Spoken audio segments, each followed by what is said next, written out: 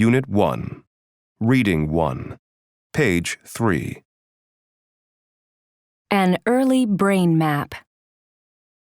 Throughout history, human behavior seemed impossible to understand. Teachers wondered why some students were good at math, but other students were not. People wondered why one neighbor was friendly, but another was unfriendly.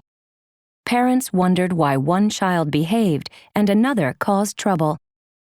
In the early 19th century, a German doctor thought he could answer these complex questions. His name was Franz Joseph Gall. A new theory.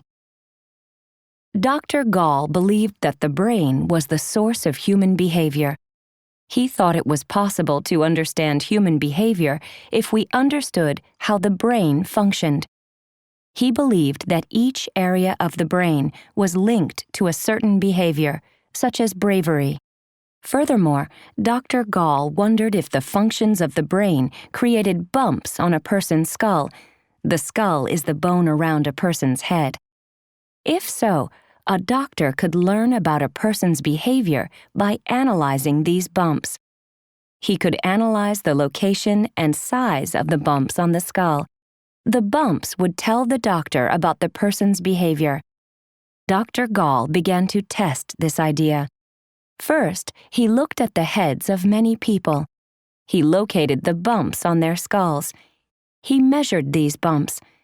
Then he asked the people questions about themselves. He wanted to learn about their behavior. He looked for a link between people's bumps and their behavior. Finally, Dr. Gall thought he could link every bump on a human skull to a certain brain function.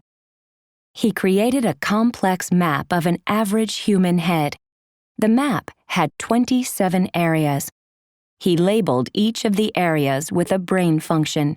Some of these functions were friendship, music, numbers, a love of children, bravery, humor, and memory. Dr. Gall named this mapping of the human skull phrenology. The growth of phrenology. Phrenology created great interest around the world. Some people thought Dr. Gall's ideas were wonderful. They thought his phrenology map was a scientific way to understand human behavior. In fact, some people learned how to read head bumps. They became phrenologists. Customers went to them to have their head bumps analyzed. They asked the phrenologists for advice about their lives. Phrenology's critics.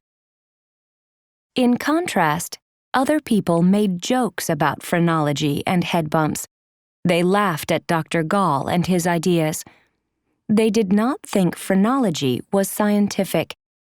They said it was impossible to know a person's personality by analyzing head bumps.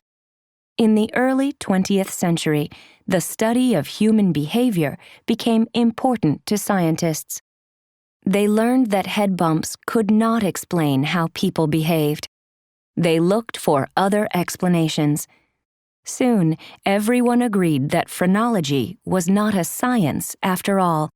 It was only one man's attempt to understand human behavior.